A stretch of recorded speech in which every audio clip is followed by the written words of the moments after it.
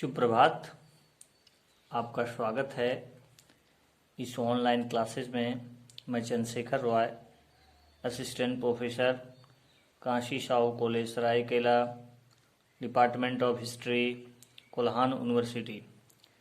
प्यारे विद्यार्थी जी, आज के इस क्लास में हम लोग चर्चा करने वाले हैं सेमेस्टर 6 यूजी सेमेस्टर 6 और पेपर नंबर 14 के विषय में।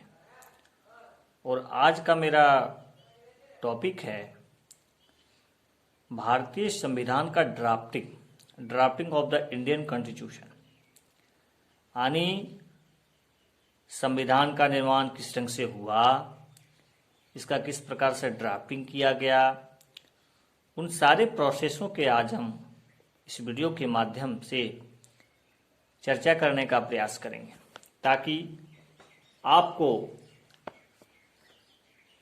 ड्राफ्टिंग ऑफ कॉन्स्टिट्यूशन का कंसेप्ट आप तक पहुंचे।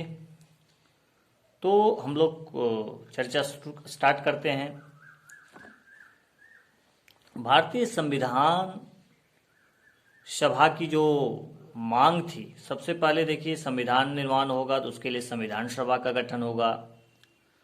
तो ये संविधान सभा का जो सबसे पहले मांग था वो 1934 में पहली बार M.N. रॉय, मानवेंद्र नाथ रॉय जो थे, उन्होंने रखा। भारत में वामपंथी आंदोलन के प्रखर नेता थे M.N. रॉय। आपको पता है कि जो है सो वामपंथी आंदोलन के प्रखर नेता वो थे। 1935 में पहली भारतीय राष्ट्रीय कांग्रेस ने पहली बार भारत के संविधान के निर्माण के लिए आधिकारिक रूप से संविधान सभा के गठन की मांग की। कब की? 1935 ईस्वी में। कौन? इंडियन नेशनल कांग्रेस ने। 1938 में भारतीय राष्ट्रीय कांग्रेस की ओर से पंडित जवाहरलाल नेहरू ने घोषणा की कि स्वतंत्र भारत के संविधान का निर्माण वैक्स मताधिकार के आधार पर चुनी गई संविधान सभा द्वारा किया जाएगा। ये बात किसने बोले? तो ये हमारे देश के जो प्रथम प्रधानमंत्री थे पंडित जवाहरलाल नेहरू ने इस तरह का विचार रखा। इसमें कोई बाहरी हस्तक्षेप नहीं होगा, इसमें कोई एक्सटर्नल जो है सो इंटरफेयर इसमें नहीं होगा। ठीक है। आगे है कि नेहरू ने इस मांग को अंततः ब्रिटिश सरकार ने सैद्धांतिक रूप से स्वीकार कर लिया। ब्रिटिश सरकार ने सैद्धांतिक रूप से नेहरू जी की मांग को स्वीकार कर लिया। इसे सन 1940 के अगस्त प्रस्ताव के नाम से जाना जाता है। कौन सा प्रस्ताव के नाम से जाता है? अगस्त प्रस्ताव के नाम से जानता है। तो प्यारे विद्यार्थी जी, ये प्रोसेस है हमारा जो संविधान का ढांचा आप देख रहे हैं आगे चल करके, वो इसका प्रारंभ बहुत पहले से विचार मन में चल रहा था। आगे चल करके सन 1942 में ब्रिटिश सरकार ने कैबिनेट मंत्री सर स्टैफर्ड क्रिप्स, ब्रिटिश मंत्रिमंडल के एक सदस्य, एक स्वतंत्र संविधान के निर्माण के लिए ब्रिटिश सरकार के एक प्रारूप प्रस्ताव के साथ भारत आए। कौन भाई? तो क्रिप्स आए। इस संविधान को द्वितीय विश्व युद्ध के बाद अपनाया गया। इस संविधान को क्या किया गया? द्वितीय विश्व युद्ध के बाद अपनाए जाने की बात कही गई थी कि सेकेंड वर्ल्ड वॉर जब खत्म हो जाएगी उसके बाद संविधान का जो है सो स्वीकार किया जाएगा। मुस्लिम लीग की मांग थी कि भारत को दो स्वायत्त हिस्से में बांटा दिया जाना चाहिए। यानी भारत को दो हिस्से में बांट दिया जाना चाहिए। किनकी मांग थी? तो मुस्लिम लीग की मांग थी, जिनकी अपनी संविधान सभाएं हो। उनका कहना था कि जिनका अलग अलग संविधान सभा हो, अंततः भारत में एक कैबिनेट मिशन को भेजा गया। किसको भेजा गया? भारत में एक कैबिनेट मिशन को भेजा गया। इस मिशन ने दो संविधान सभाओं की मांग को ठुकरा दिया। उन्होंने एक्सेप्ट नहीं किया, बोला भैया देखो। और कहा जाता है, बहुत बार कंपटीशन में पूछा है कि क्या कैबिनेट मिशन ने पाकिस्तान की मांग को, निर्माण की मांग को स्वीकार कर लिया था? नहीं, उसने स्वीकार नहीं किया। उसने ऐसी संविधान के निर्माण की योजना सामने रखी जिस मुस्लिम लीग काफी हद तक संतुष्ट कर दिया। उसके बाद उन्होंने एक ऐसा प्रारूप रखा जिसके वजह से मुस्लिम लीग को भी संतुष्टि हुई। अब थोड़ा चर्चा करते हैं संविधान सभा का गठन। कैबिनेट मिशन योजना द्वारा सुझाए गए प्रस्तावों के तहत नवंबर 1946 में संविधान सभा का गठन हुआ। कब गठन हुआ? डेट याद रखिएगा। Date is very very important for your examination and also important for competitive examination. तो इसलिए इन महत्वपूर्ण पॉइंट को आप अपने माइंड में रखेंगे। योजना की विशेषता थी कि पहला पॉइंट में इसमें रख सकते हैं कि संविधान सभा की कुल सदस्यों की संख्या 389 होनी थी। ठीक है, 389 संविधान सभा के सदस्य होने चाहिए थे। इनमें से 296 ब्रिटिश भारत और 93 सीटें देशी रियासत जिसको बोलते हैं को आवंटित की जानी थी। ब्रिटिश भारत को आवंटित की गई 296 सीटों में से 292 सदस्यों का चयन 11 गवर्नरों के प्रांतों और 4 का चयन मुख्य आयुक्त के प्रांतों प्रत्येक में से एक से किया जाना था। दूसरा महत्वपूर्ण पॉइंट इसमें है कि हर प्रांत और देशी रियासतों अथवा छोटे राज्यों के मामले में राज्यों के समूह को उनकी जनसंख्या के अनुपात में सीटें आवंटित किए जाने थे। यानी जिनकी जैसी जनसंख्या है वहां पर वैसी सीटें आवंटित किए जाने की बात कही गई। मोटे तौर पर कहा जाए तो प्रत्येक 10 लाख पर, this is very very important, प्रत्येक 10 लाख लोगों पर एक सीटें आवंटित किए जाने थे। नेक्स्ट पॉइंट जो तीसरा महत्वपूर्ण पॉइंट है कि प्रत्येक ब्रिटिश प्रांत को आवंटित की गई सीटों का निर्धारण, यानी प्रत्येक ब्रिटिश प्रांतों को आवंटित किए गए सीटों का निर्धारण 3 प्रमुख समुदायों के बीच, ये बहुत महत्वपूर्ण है, 3 प्रमुख समुदायों के बीच उनकी जनसंख्या के अनुपात में किया जाना था। ये 3 समुदाय कौन थे? ध्यान दीजिएगा, मुस्लिम, उसके बाद सिख और एक समाइन में वही मुस्लिम और सिख को छोड़ दीजिए, बाकी जितना भी धर्म के लोग हैं सारे समाइन हो गए। चौथा महत्वपूर्ण पॉइंट है कि प्रत्येक समुदाय के प्रतिनिधियों का चुनाव प्रांतीय असेंबली में उस समुदाय के सदस्यों द्वारा किया जाना था और एकल संक्रमणीय मतों के माध्यम से समानुपातिक प्रतिनिधित्व तरीके से मतदान किया जाना था। पांचवा महत्वपूर्ण चीजें हैं कि देशी रियासतों के प्रतिनिधियों का चयन रियासतों के प्रमुख द्वारा किया जाना था। यानी रियासतों के कौन से प्रतिनिधि होंगे इनका निर्धारण वहां के जो रियासत के प्रमुख हैं, मान लिया राजा है चाहे कोई है, वही निर्धारित करेंगे कि कौन वहां पर जाएंगे। अतः स्पष्ट था कि संविधान सभा आंशिक रूप से चुनी गई और आंशिक रूप से नामांकित निकाय थे।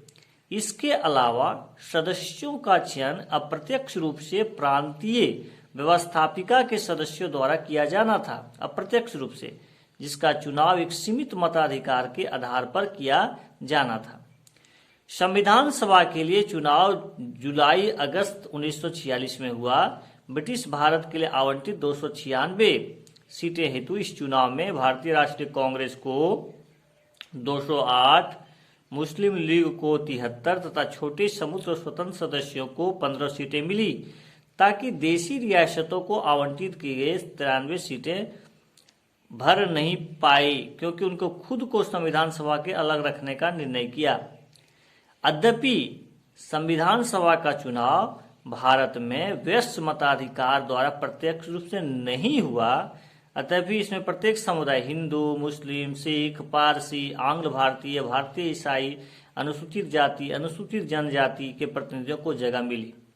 प्रत्यक्ष रूप से चुनाव नहीं हुआ, लेकिन फिर भी भिन्न भिन्न जो है सो प्रतिनिधियों को, भिन्न भिन्न समुदाय के प्रतिनिधियों को इसमें मौका मिला। जगह मिली। इनमें महिलाएं भी शामिल थे। महात्मा गांधी के अपवाद को छोड़ दें तो सभा में उस समय भारत की सबसे बड़ी हस्तियां शामिल थी। महात्मा गांधी जी शामिल नहीं थे। That is very very important points, क्योंकि आप लोग पता है, आपको लगेगा कि नहीं भाई इतने बड़े ग्रेट लीडर हैं तो वो तो जरूर शामिल होंगे, लेकिन ऐसा बात नहीं है। महात्मा गांधी जी संविधान सभा में शामिल नहीं थे और इसमें महिलाएं भी बढ़ चढ़कर हिस्सा ली थी। तो इसको थोड़ा सा पॉइंट को महत्वपूर्ण है, इसको आप जानने का प्रयास कीजिए। थोड़ा सा हम लोग चर्चा कर लेते हैं संविधान सभा की कार्यप्रणाली। संविधान सभा की पहली बैठक 9 दिसंबर 1946 ईस्वी को हुई। मुस्लिम लीग ने बैठक का बहिष्कार किया और अलग पाकिस्तान की मांग पर बल दिया, इसलिए बैठक में केवल 211 सदस्यों ने हिस्सा लिया। फ्रांस की तरह इस सभा के सबसे वरिष्ठतम सदस्य डॉक्टर सच्चिदानंद सिन्हा को सभा का अस्थायी अध्यक्ष चुना गया। ये बहुत महत्वपूर्ण है, खासकर सिविल सेवा और अन्य कॉम्पिटिटिव परीक्षा के लिए, कि अस्थायी अध्यक्ष किसे चुना गया, तो डॉक्टर सच्चिदानंद सिन्हा। बाद में डॉक्टर राजेंद्र प्रसाद संविधान सभा के अध्यक्ष निर्वाचित हुए। ये भी बहुत इंपॉर्टेंट है कि संविधान सभा का अध्यक्ष कौन निर्वाचित हुए, तो डॉक्टर राजेंद्र प्रसाद। उसी प्रकार डॉक्टर एच.सी. मुखर्जी और वी.टी. कृष्णाचारी सभा के उपाध्यक्ष निर्वाचित हुए। आपको बोला जाएगा संविधान सभा को उपाध्यक्ष कौन निर्वाचित हुए, इनमें से कौन से सदस्य जो है सो उपाध्यक्ष नियुक्त हुए, तो इसमें आपको नाम याद रखना है। डॉक्टर एच.सी. मुखर्जी और वी.टी. कृष्णाचारी सभा के उपाध्यक्ष निर्वाचित हुए। दूसरे शब्दों में संविधान सभा के 2 उपाध्यक्ष थे। संविधान सभा के कितने उपाध्यक्ष थे? 2 उपाध्यक्ष थे। 13 दिसंबर 1946 को पंडित नेहरू ने सभा में ऐतिहासिक उद्देश्य प्रस्ताव पेश किया। इसमें संवैधानिक संरचना के ढांचे एवं दर्शन की झलक थी।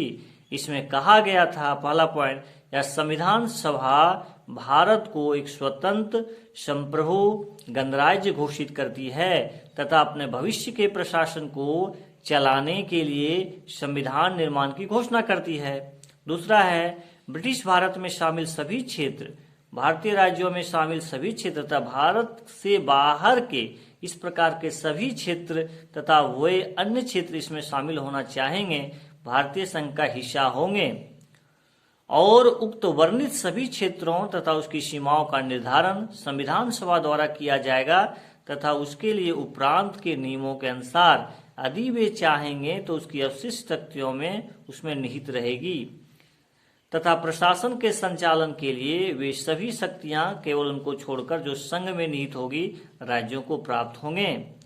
चौथा जो महत्वपूर्ण पॉइंट है, संप्रभु स्वतंत्र भारत के सभी शक्तियों एवं प्राधिकार, इसके अभिन्न अंग तथा सरकार के अंग सभी स्रोत भारत की जनता होगी, यानी सबसे महत्वपूर्ण कौन है? भारत की जनता होगी।